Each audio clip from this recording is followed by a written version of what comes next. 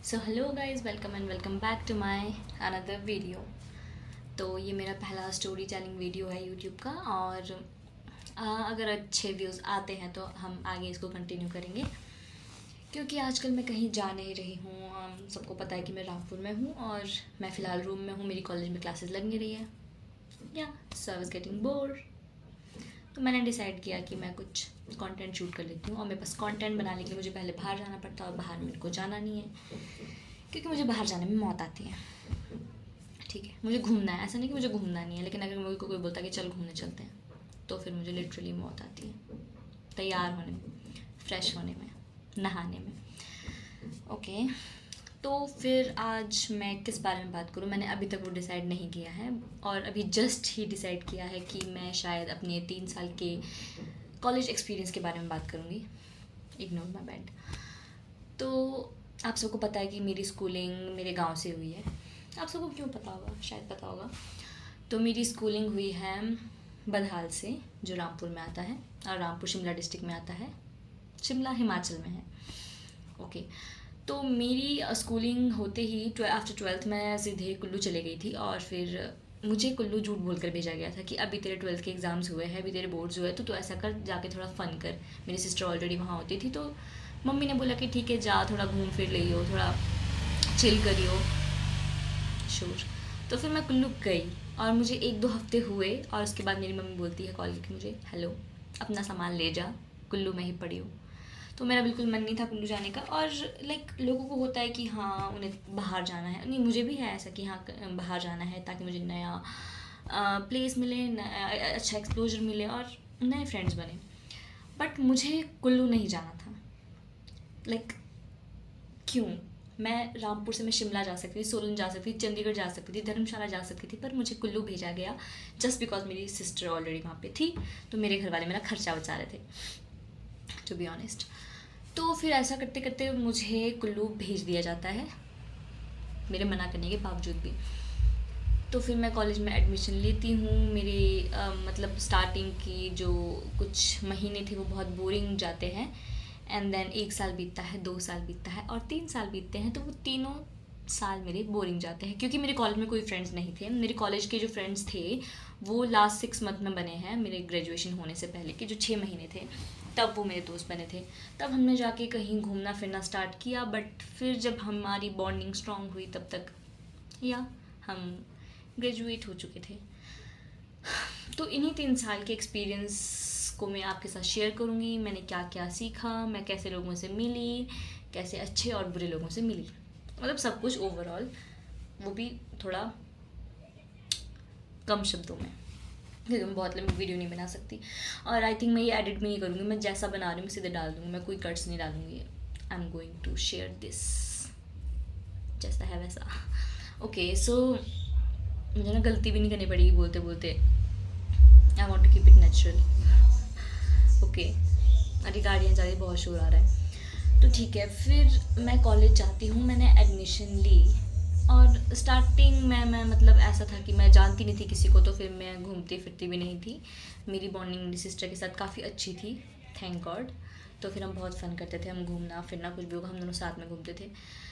फिर हमारी classes start होती है, या मुझे कुछ याद नहीं है मैंने वहाँ जाकर क्या किया। हाँ, मुझे 2-3 चीज़ें जो बहुत अच्छी चीज़ें मैंने ज्वाइन की थी। एक था मैंने थिएटर, मैंने कॉलेज के फर्स्ट ईयर में यूथ फेस्टिवल्स के थ्रू जो हमारे जो सर आए थे सिखाने हमें यूथ फेस्टिवल्स में, तो फिर मैंने उनके साथ थिएटर ज्वाइन किया। और वो मेरा बहुत अच्छा एक्सपीरियंस था लाइफ का। मुझे बहुत सारी चीज़ें सीखने को मिली, कम्युनिकेशन स्किल्स, कॉन्फिडेंस बिल्ड करना। और वो हमारी वोकल की भी काफ़ी ट्रेनिंग्स करवाते थे, लाइक ट्रेनिंग एक्सरसाइज जो भी बोलते हैं। तो हमारे जो है मतलब आवाज़ हमारी खुल गई थी, एक तरह से बोल सकते हैं कि वो हमें सिखाते थे कि आपको भी इंटरव्यू देने जाओगे तो आपको आंसर्स आते होंगे, बट आप बोल नहीं पाओगे, क्योंकि आप बोल नहीं पाओगे जो भी है समझ जाओ।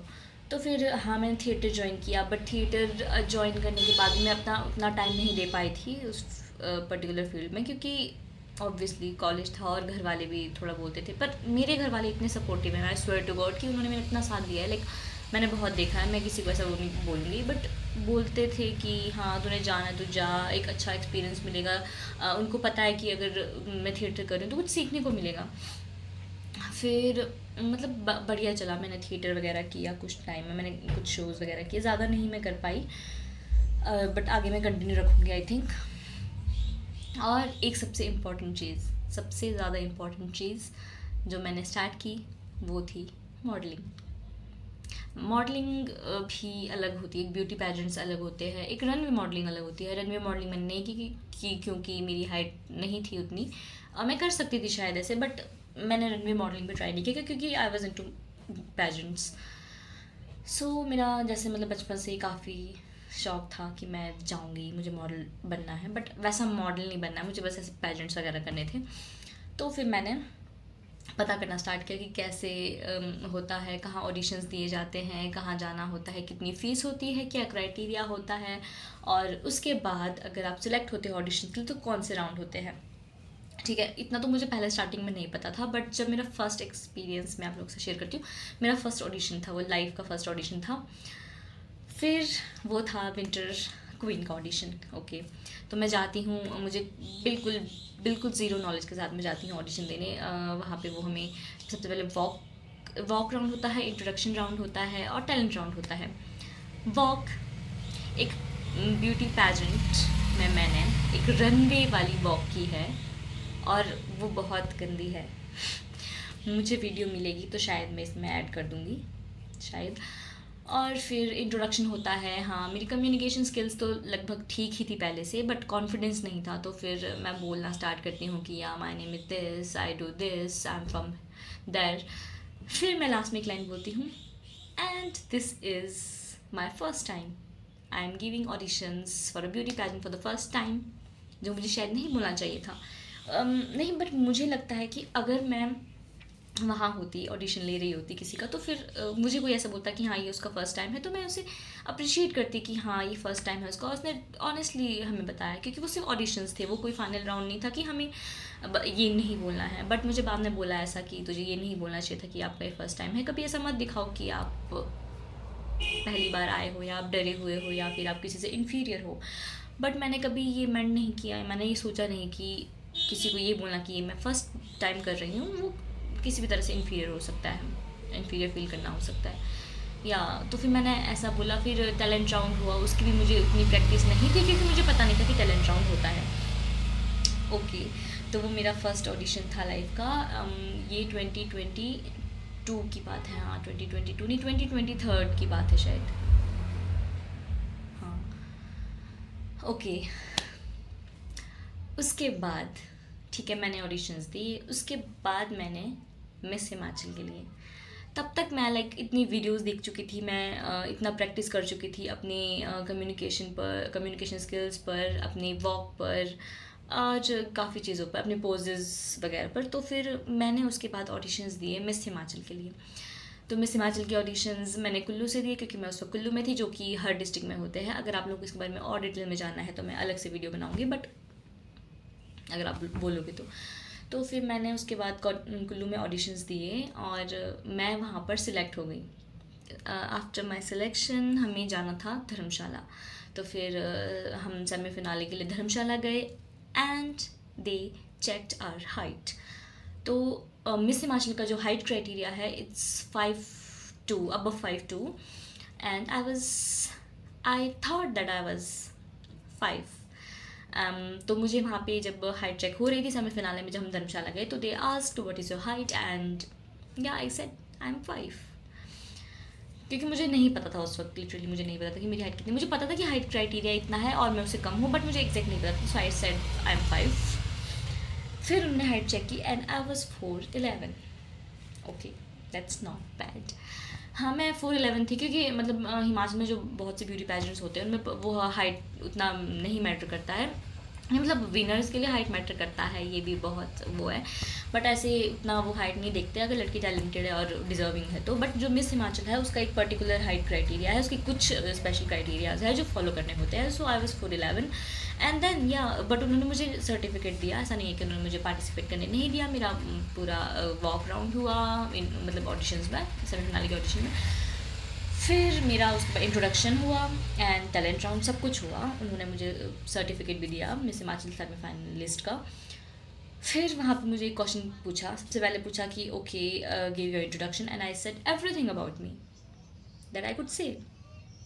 बट उन्होंने मुझसे लास्ट में पूछा ये सब बताने के बाद अब अपने बारे में ये बताइए कि मतलब और कुछ बताइए, जो आपने बता दिया है इसके अलावा और कुछ बताइए। तो फिर मैं कंफ्यूज हो गई, वो मेरा मतलब एक बोल सकते कि सेकंड टाइम ही था, तो फिर मैं कंफ्यूज हो गई कि वो क्या पूछ रहे। तो फिर मैम इतने अच्छे थे, बहुत अच्छे थे मैम। उन्होंने मुझे बोला कि ठीक है, what makes you different from other participants.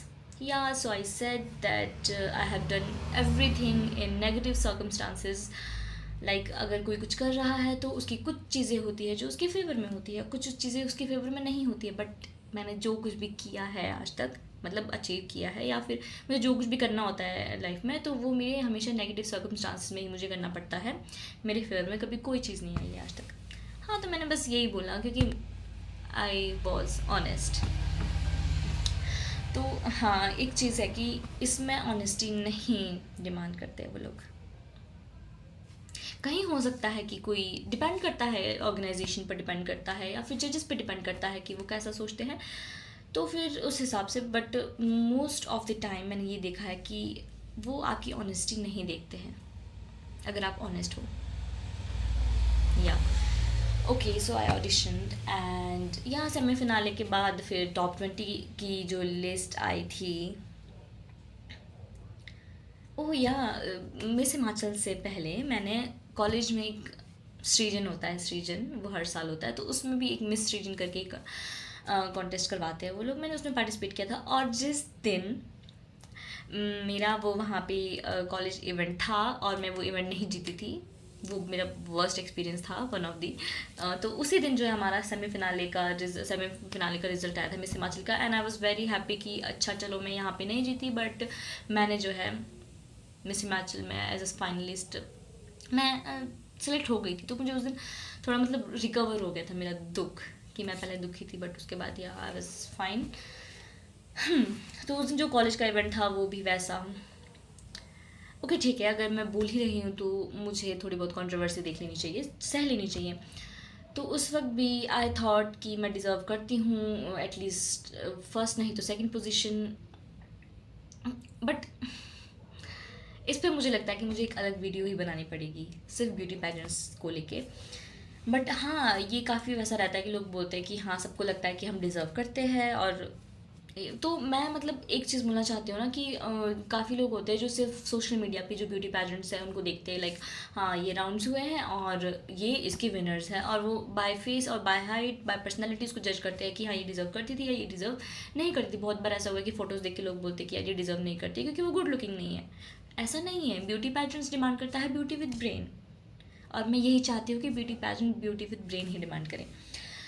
तो या अगर आप लोगों को ब्यूटी पैजेंट्स के बारे में जानना है और रिजल्ट्स को आप देखना है, तो मैं चाहती हूँ कि आप लोग पूरा देखिए। वो लाइव अगर डाल रहे हैं तो लाइव देखिए, कोशिश करें कि अगर आप लोग फ्री हो या जा सकते हो तो फिर अपने एरिया में हो रहे ब्यूटी पैजेंट्स को स्टार्टिंग से एंड तक हर राउंड आप उसके देखें, और फिर आप देखें कि कौन डिज़र्व करता था वैसा। तो ये एक अलग तरीका होता है। उसके बाद हाँ, तो फिर मैं टॉपिक से बाहर जा रही हूँ। हाँ, ऐसा करते करते मैंने काफ़ी मतलब मिस नगर के लिए आई कम्पीटेड, एंड फिर एक बहुत अच्छा एक्सपीरियंस जो मेरा रहा है, मैंने मिस मैंने स्प्रिंग क्वीन के लिए, स्प्रिंग क्वीन जो स्प्रिंग फेस्टिवल होता है, वसंतोत्सव होता है कुल्लू में, उसमें मैंने पार्टिसिपेट किया था। और वो शायद मेरा थर्ड या फोर्थ टाइम था, आई थिंक थर्ड टाइम था वो मेरा जो मैंने पार्टिसिपेट किया था। ओके, तो इतना टफ मतलब कट थ्रोट कॉम्पिटिशन था, इतना टफ कॉम्पिटिशन था। कॉम्पिटिशन हमेशा टफ होता है, ठीक है, कभी कभी हो सकता है कि ऐसे हाँ उतना टफ नहीं था, बट वो काफ़ी टफ कंपटीशन था। हमारे काफ़ी सीनियर्स थे, मतलब जो काफ़ी सालों से कर रहे थे, वो आए और फिर या आई वो मैं मैं फर्स्ट रनर अप आई। तो मेरा टैग नंबर 4 था, और जब रिजल्ट्स अनाउंस हो रहे थे तो मुझे नहीं एक्सपेक्ट किया था मैंने कि क्योंकि मुझे सब पता भी नहीं था कि रिजल्ट्स कैसे बनते हैं, किस बेसिस पर बनते हैं, और कैसा मतलब परफॉर्म करना होता है। तो मैंने अपना बेस्ट दिया था, और फिर जब रिजल्ट अनाउंस हो रहे थे तो फिर सबसे पहले सेकंड रनर अप अनाउंस हुआ, फिर फर्स्ट रनर अप अनाउंस हो रहा था। तो फिर उन्होंने बोला कि टैग नंबर 4, और मैं अपनी फ्रेंड के साथ थी, वो मुझे बोल रही है आगे जा। मैं बोल रही हूँ मैं आगे क्यों जाऊँ, क्योंकि वो बोल रही है तेरा नाम अनाउंस हुआ है, एंड आई वाज लाइक हाँ, तो मैं आगे तक गई, मुझे उस वक्त भी लग रहा था कि मैं गलती से तो नहीं आ गई हूँ, कि मतलब मुझे आना चाहिए था, कि मुझे गलत सुनाई दिया वैसा। मैं आगे आई हूँ, फिर वो मुझे कॉन्ग्रेचुलेट कर रहे हैं। ओ माय गॉड, फिर वो मुझे क्राउन पहना रहे और it was so cute. Okay, तो वो मतलब बहुत अच्छा मोमेंट था मेरे लिए, और मेरे को स्टेज पे रोना आ गया। तो जैसे ही मुझे सैश वगैरह पहनाया, क्राउन पहनाया, तो उसके बाद फ़ोटोशूट सेशन होता है, जब उसके बाद फिर विनर का नाम अनाउंस होता है। तो फिर उसके बाद फ़ोटोशूट सेशन होना था। तो फिर मैंने उनको बोला, वेट, मुझे जाने दो, मुझे अंदर जाना है, मुझे रोक कर आना है। मैं उनको ऐसा बोलूँ लिटरली कि मुझे रोना आ रहा है, मुझे अंदर जाना है, मैं रोक कर वापस आती हूँ, फिर मैं फ़ोटोज़ खींचूँगी। फिर मैं अंदर जाती हूँ, मेरी मम्मा मेरे साथ आती है, और फिर हम दोनों रोते हैं। उसके बाद हम वापस आते हैं, फिर हमारा फ़ोटोशूट होता है, मतलब फ़ोटोज़, विनर्स के फ़ोटोज़ लेते हैं, या देन उसके बाद हम लोग वापस घर आ जाते हैं। हाँ, उसकी फ़ोटोज़ भी लगी ऊपर, वो मेरी मम्मा के साथ, मेरी सिस्टर के साथ, और मेरी अकेली। एक बड़ा फ्रेम था, वो टूट गया, बट मैं एक और बनवाऊँगी। या तो फिर वो मैं आई थिंक मैं उसको मतलब फिर, हाँ मतलब क्राउन वो मेरा फर्स्ट और लास्ट क्राउन था। और उसके बाद में काफ़ी सारे टाइटल्स भी जीती, like miss confidence, miss talented, best ramp walk, ऐसे कुछ। या तो ये टाइटल्स भी मैं जीती। मतलब मैं उसके बाद में मैंने मिस कुल्लू के लिए कम्पीट करा, उसमें मैं लास्ट ईयर में 3 या 4 नंबर से रह गई थी, लास्ट टू लास्ट ईयर। फिर मैंने लास्ट ईयर दोबारा कम्पीट करा था, और इस पिछले साल मैं सिर्फ 1.5 नंबर से रही हूँ मिस कुल्लू में, सिर्फ 1.5 नंबर से। एंड उसके बारे में बात नहीं करना चाहती हूँ अभी। या सो मतलब इन 3 सालों में मैंने काफ़ी ब्यूटी पैजेंट्स में पार्टिसिपेट किया, बट मैंने बीच में ये 6-7 महीने के लिए छोड़ दिया था, कि मैंने कहा था कि मैं अब और ज़्यादा टॉलरेट नहीं कर सकती हूँ, मुझसे हार बर्दाश्त नहीं हो रही है। और हार भी वैसा नहीं कि मतलब लग रहा है, दिखती हुई चीज़ है कि हाँ यहाँ गलत हो रहा है। तो फिर मैंने सोचा कि चलो ठीक है, अपना कॉन्फिडेंस जो है हम ऐसे ख़त्म नहीं कर सकते हैं, कि लाइक आप जहाँ डिज़र्व करते हो बट वहाँ आप नहीं जीतते हो, क्योंकि वहाँ पे ओके एडिट। तो फिर मैंने छोड़ दिया था ब्यूटी पेजेंट्स एंड ऑल। फिर मैंने ऐसे ही डिसाइड किया कि हाँ मैं इस बार मिस कुल्लू के लिए जाऊँगी, क्योंकि मुझे मिस कुल्लू का इवेंट जो है वो अच्छा लगता था, लाइक फेयर लगता था मुझे। हाँ, फिर मैं गई, फिर मैंने इस साल भी उसमें पार्टिसिपेट किया, and I won Miss Confident. या या टाइटल लिया, और मैं इस साल 1.5 नंबर से रह गई हूँ, रह गई थी। या तो फिर अब मैंने सोचा है कि मैं अब आगे कोई ब्यूटी पैज में पार्टिसिपेट नहीं करूँगी शायद, और शायद कर भी सकती हूँ। पता नहीं, बट मैं ऑनेस्टली थिएटर तो मैं कंटिन्यू करना चाहती हूँ, बट यहाँ पे शायद है नहीं जो एक्टिंग क्लासेस वगैरह लगाते हैं, या फिर थिएटर वगैरह मैं भी यहाँ कर पाऊँगी, मुझे लगता नहीं है। बट अभी मैं जस्ट ग्रेजुएट हुई हूँ फ्रॉम कुल्लू, और अभी मैं अपनी मास्टर्स करने वाली हूँ from GB Pant Rampur college. या तो इन 3 सालों में मतलब मैंने फ्रेंड्स नहीं बनाए, मैं फ्रेंड्स बहुत कम बनाती हूँ, मैं बहुत चूज़ी हूँ इस मामले में। तो जो इम्पॉर्टेंट चीज़ें थी, लाइक मैंने थिएटर करा, मैंने मॉडलिंग की, ये चीज़ें मेरे लिए बहुत ज़्यादा इम्पॉर्टेंट थी, और मुझे लगता है कि इन 3 सालों में मुझे यही चीज़ है जो मुझे याद रहेगी। अदरवाइज़ मैंने कुछ नहीं किया, कुछ भी नहीं किया। हाँ, मैंने बाल काटे, मैं ऐसे वो बॉय कट भी नहीं बोल सकते, मैंने उनको बोला था कि भैया इसको ना आप बॉब कट दे दो, उन्होंने मुझे कटोरा कट दे दिया था। मैं उस सलोन का नाम नहीं लेना चाहती, ओ माय गॉड। तो उन्होंने मुझे लिटरली कटोरा कट दे दिया था, और मैं उस वक्त 2nd ईयर में थी, आई थिंक 2nd ईयर या फर्स्ट ईयर के एंड में, 2nd ईयर में थी।